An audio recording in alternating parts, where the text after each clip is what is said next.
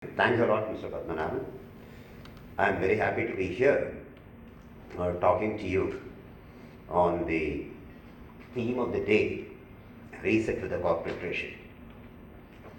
Mr. Padmanabhan's speech was absolutely comprehensive, covering all aspects of treasury and a word of advice to the treasury. I'm going to depart far, far away from that.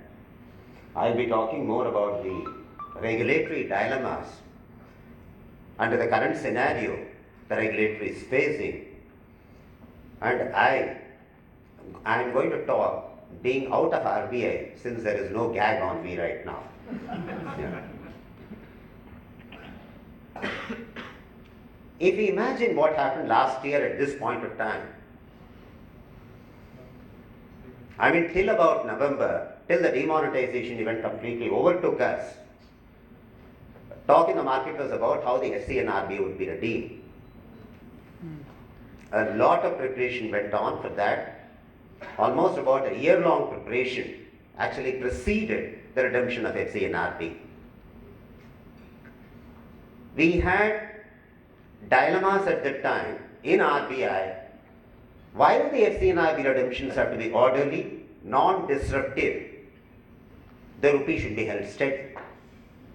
The rupee should not be allowed to depreciate unduly. So that was an objective which was there at the back of our minds when we are operating this all along.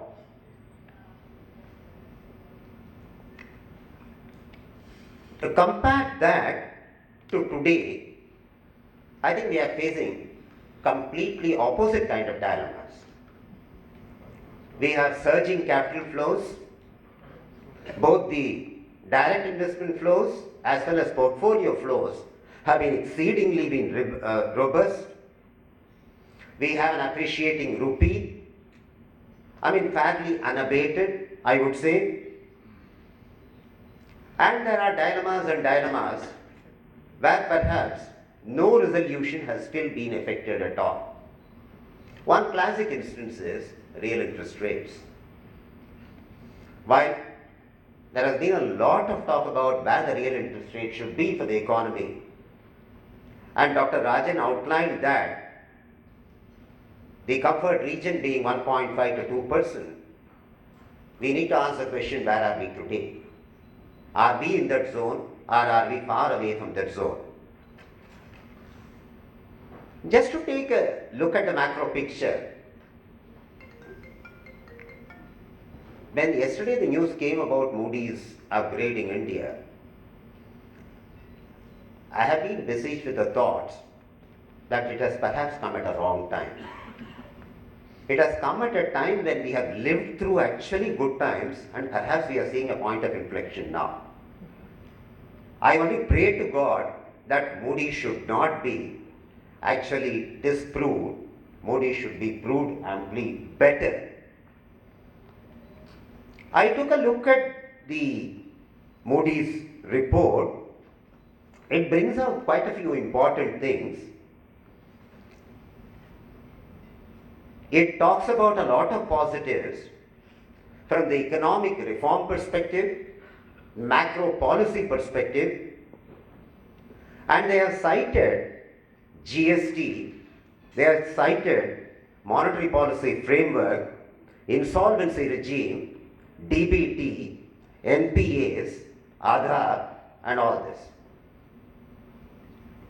On the negative side, they have cited India's high debt burden is something which is a huge overhang about which India has to be pretty careful. If you look at the positives, what they have outlined, GST is a real positive, no doubt about it at all. We are all going through a stage where actually the initial teething problems are surfacing. We are trying to tackle that. Nobody would gainsay the fact that the country doesn't need GST. One nation, one tax is something which should have been aimed even about a couple of decades back. If we are staggering towards that objective, I think the staggering is well worth it. I think we should actually move towards that objective without actually removing that objective.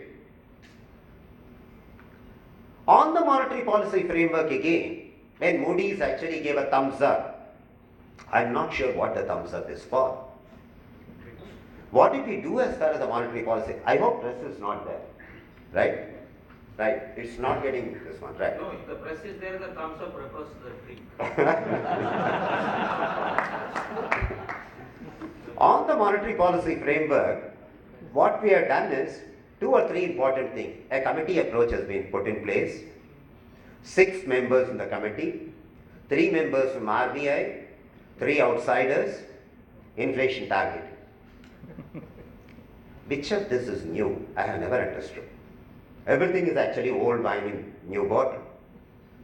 Inflation is always targeted.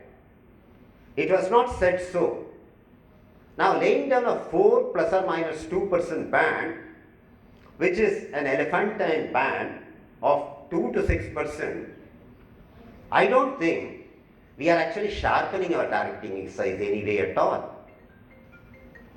From a committee approach, if you look at, has RBI lost its grip over the monetary policy making? I would say no. While the RBI governor was making the policy initially, now the RBI led people, 3 out of 6, they will still determine the monetary policy. We still don't have a huge semblance of dissents emerging in the committee, although here and there we do feel in the last about 3-4 meetings, which I would say is very healthy. In fact, the very purpose of constituting this committee is for the dissent to come out and the dissent to be discussed in the public domain and the public taking a cue from what is going to happen in future. So far, nothing of that sort has happened in a very big way at all.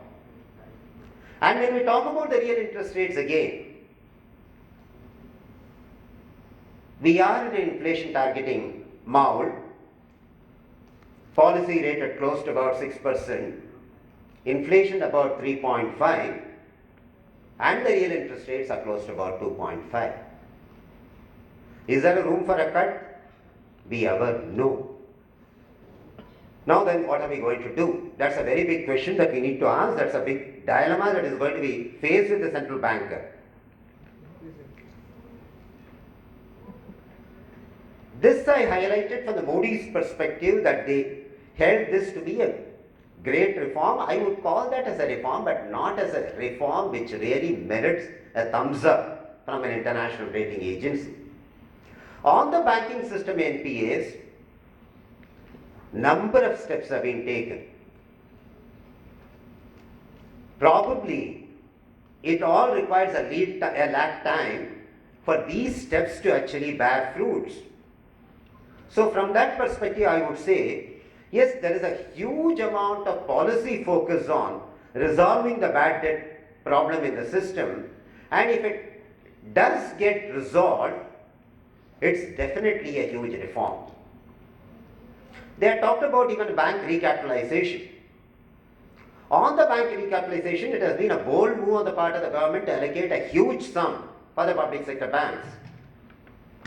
But if you look at it, there is only a smaller sum which has been allocated as a part of the FISC, and a larger sum is going to be coming out of the market. Not sure whether in a 2-year time frame the banks will be in a position to raise this kind of funds from the market at acceptable cost.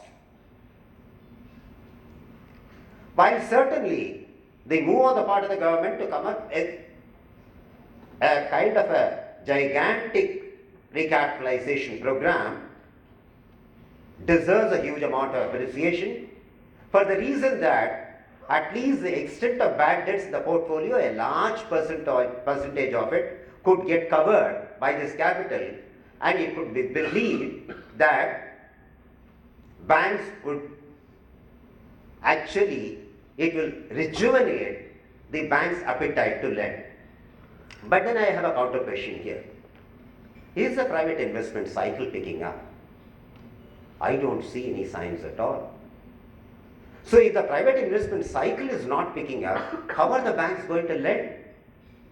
I mean, whom are they going to lend? Today, a good part of the lending of the banks is more in the form of working capital, much less in the form of real capital creation, real investment. So does that augur well for the economy? I am not sure. I am again not very sure why Moody's has not done a great analysis or a good analysis of why the private investment cycle is not picking up. What are the actual problems bogging down the economy? They have not gone down into that at all. Typically again, I think Moody's don't concentrate on the externalities as far as the economy is concerned, because this is a rating as far as only the country. They are not really talk much about the oil prices. All of us are watching the oil prices closely.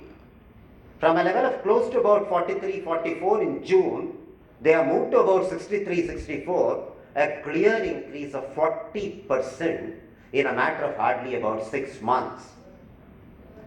If it crosses a threshold of 70%, 70 rupees a dollar, what is the kind of impact that is going to have on the fisc and the cascading impact it is going to have on the inflationary situation is going to be a very difficult task. Now, this has not been adequately focused on by Moody's at all. There is another thing that I am going to dilate on for another 2-3 minutes, which Moody's has not focused on, is the rupee overvaluation and the extent of unhedged exposures in the system.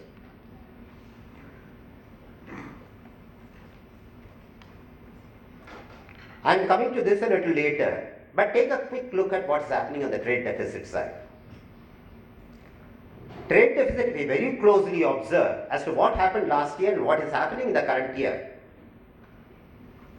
From an average which is close to about 9 to 10 billion a month, today the trade deficit is actually clocking an average which is close to 13 to 14 a month. Very big jump.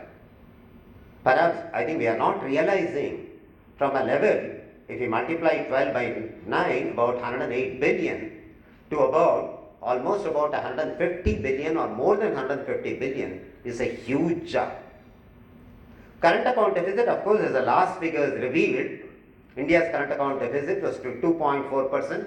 Assuming that it is a blip, that it has suddenly moved from a level of 0.9 to 2.4, clearly it's difficult to gainsay the fact that current account deficit has moved to a slightly different orbit, which is a higher orbit.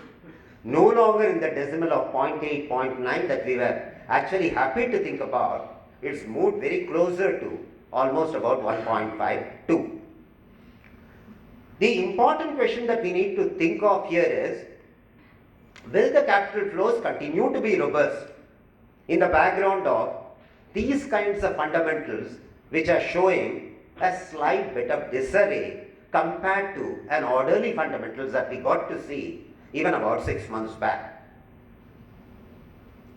But the fact remains that there are robust capital flows. Country is getting on both fronts, both FPI as well as FII, the direct investment. Given this background, RBI continues to be faced with the dilemma of what it should be doing. Clearly, RBI doesn't have an option to allow overvaluation, to allow the rupee to go unintervened. It's just not an option available at all. If you look at the real effective exchange rate today, two indices are monitored, 6 country and 36 country. 6 country is close to 128. 36 country is in a zone which we have not seen for quite some time. It's close to about 120. Now, I'm not rattling you up. I'm not saying anything that the rupee should depreciate from tomorrow onwards.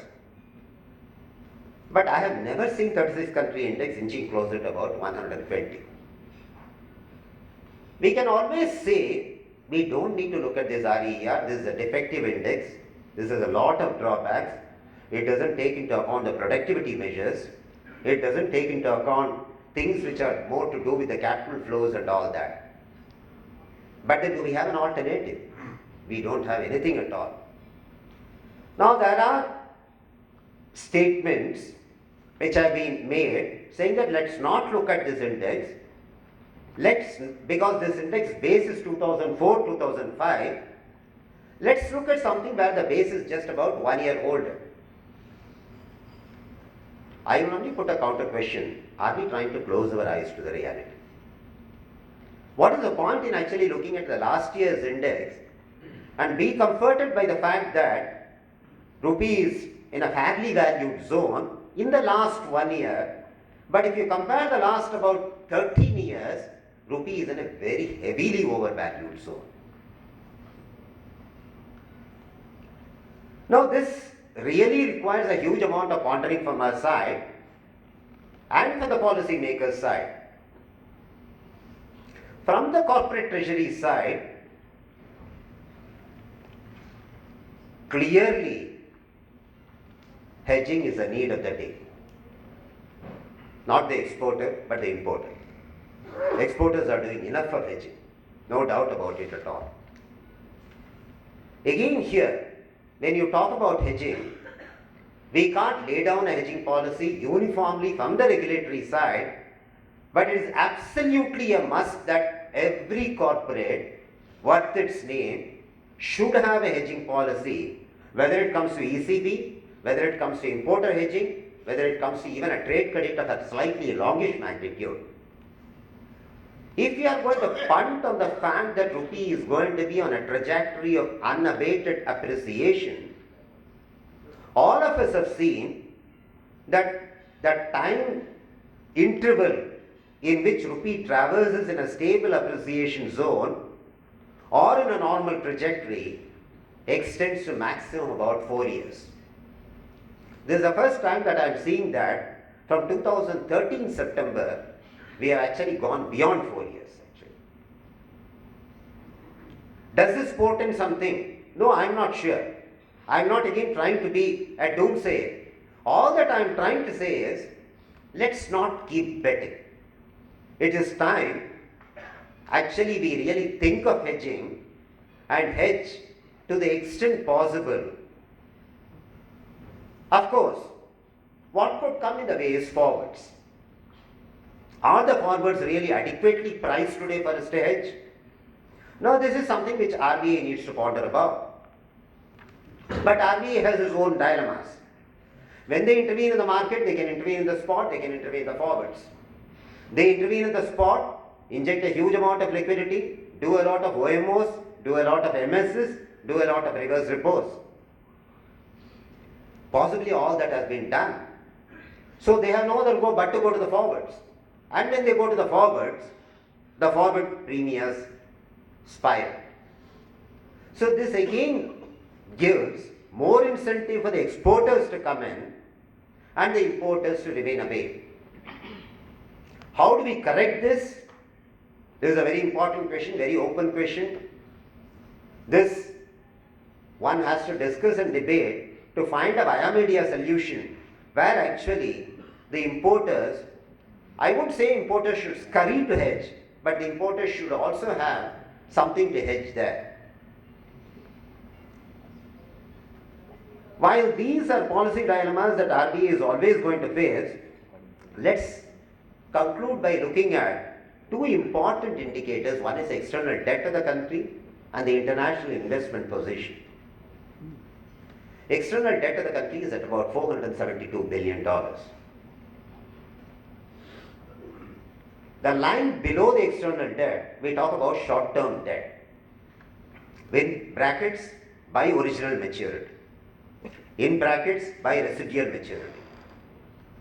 I would completely rubbish the first indicator by original maturity. I don't know why we put it out at all. What does it mean? I don't understand.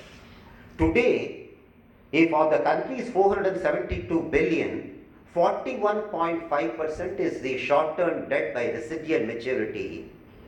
That is what matters, and that's what the policymakers should look at And that's what the market should look at, and the market should really be prepared for. 41.2% here, we are talking about almost of this 472 billion, about 170 to 180 billion remaining unhedged. I mean, that's a short-term debt. A good part of it could be unhedged. I don't know what is the percentage. Fortunately, unfortunately, we don't have authentic data on hedging. That's a problem today. This is one. The second thing is international investment position. International investment position is the data again put out by RBI on a quarterly basis. Very interesting set of data for us to go through. In very simple terms, it talks about how much the non-residents claims over the residents and how much is the residents claims over the non-residents.